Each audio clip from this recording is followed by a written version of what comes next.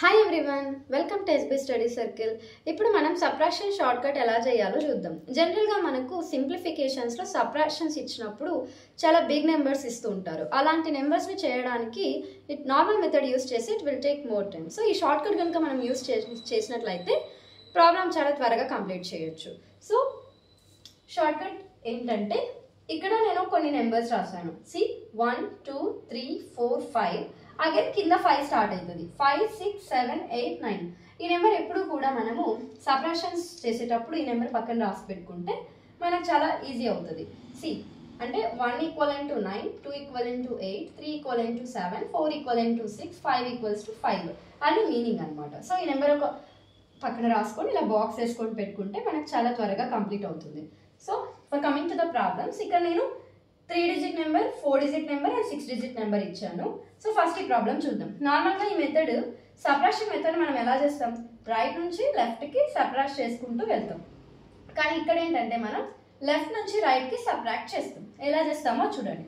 6లో 4 పోతే 2, right. Again ఇక్కడ small number ఉంది, ఇక్కడ బిగ్ నెంబర్ ఉంది. ఈ 5లో నుంచి 8 మనం రిమూవ్ చేయలేం కదా. సో అలాంటి కేసెస్లో మనం ఏం చేయాలంటే, ఇక్కడ స్మాల్ ఇక్కడ బిగ్ ఉన్నప్పుడు దానికి ముందు ఇక్కడ ఏదైతే నెంబర్ వచ్చిందో ఆ నెంబర్కి ముందు నెంబర్, ప్రీవియస్ నెంబర్ 2కి ముందు ఏమొస్తుంది, 1 వస్తుంది. ఇక్కడ 1 రాసుకుంటాం. అర్థమవుతుందా? అంటే ఇక్కడ స్మాల్ నెంబర్, ఇక్కడ బిగ్ నెంబర్ ఉన్నప్పుడు మన ముందు ఏదైతే నెంబర్ వచ్చింటుందో ఆ నెంబర్కి ముందున్న నెంబర్, ఐ మీన్ 2కి ముందు ఏమొస్తుంది, 1 వస్తుంది. 1 ఇక్కడ రాసుకుంటాము. ఆ తర్వాత ఇక్కడ 8 ఏదైతే ఉందో ఆ 8కి ఈక్వలెంట్ ఏముంది, 2 ఉంది. ఆ 2ని 5కి యాడ్ చేస్తుంది. అర్థమవుతుందా? 8కి ఏదైతే నెంబర్ ఈక్వలెంట్లో ఉందో 2 ఉంది ఇక్కడ. ఆ 2కి ఇక్కడ 5 యాడ్ చేస్తాం. 5 + 2 ఏమవుతుంది, 7 అవుతుంది. అగైన్ ఇక్కడ 6లో నుంచి 9 మనం తీయలేం. ఇది స్మాల్ నెంబర్, ఇది big number. The same thing ఇక్కడ 7 అనేది మనకు 6 అయిపోతుంది. అగైన్ ఈ 9కి ఈక్వలెంట్ ఏముంది, 1 ఉంది. ఆ 1కి 6 యాడ్ చేస్తాం. 1 + 6 ఇక్కడ కూడా 7 వస్తుంది. సో ఆన్సర్ ఈస్ 167 అనమాట. సో అర్థమవుతుందా? నెక్స్ట్ ప్రాబ్లం చూస్తే ఇంకా ఈజీగా అర్థమవుతుంది. 4లో 2 పోతే 2. అగైన్ 3లో 5 పోతుందా, పోదు. పోనప్పుడు మనం ఏం చేయాలి, ఈ 2కి ముందు ఉన్న వాల్యూ ఏంటి, 1 రాసుకుంటాం. అగైన్ 5కి ఈక్వలెంట్ ఏముంది, 5 ఉంది. 5 + 3 ఇక్కడ 5 + 3 ఏమవుతుంది, 8.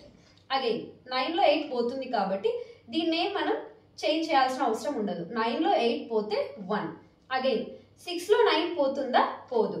సో అగైన్ ఏం చేస్తాం, 1కి ముందు ఏమొస్తుంది, 0 వస్తుంది, రైట్. ఇక్కడ 9, ఈ 9కి ఈక్వలెంట్ ఏముంది, 1 ఉంది. 1 + 6 ఏమవుతుంది, 7 అవుతుంది. సో ఇక్కడ ఆన్సర్ ఏంటి, 1807. నెక్స్ట్ ఈ 6 డిజిట్ నెంబర్ చూడండి. 5లో 3 పోతుంది, 2. అగైన్ 6లో 9 పోదు. 9కి ఈక్వలెంట్ ఏముంది, 1 ఉంది. 1 + 6 7. అగైన్ ఈ 2 అనేది 1 అయిపోతుంది, రైట్. 8లో 1 పోతే 7, 9లో 7 పోతే 2. అగైన్ ఇక్కడ ఇదే ప్రాబ్లం వచ్చింది. 2 అనేది 1 అయిపోతుంది. 9కి ఈక్వలెంట్ ఏముంది, 1 ఉంది. 1 + 2 3. అగైన్ 3లో 5 పోదు కాబట్టి 3 అనేది 2 అవుతుంది. 5కి ఈక్వలెంట్ ఏముంది, 5. 5 + 3 8. దీని ఆన్సర్ ఏమవుతుంది, 177,128. ఓకే, అర్థమైందా? This is the concept of subtraction short cut. Thank you. Bye-bye.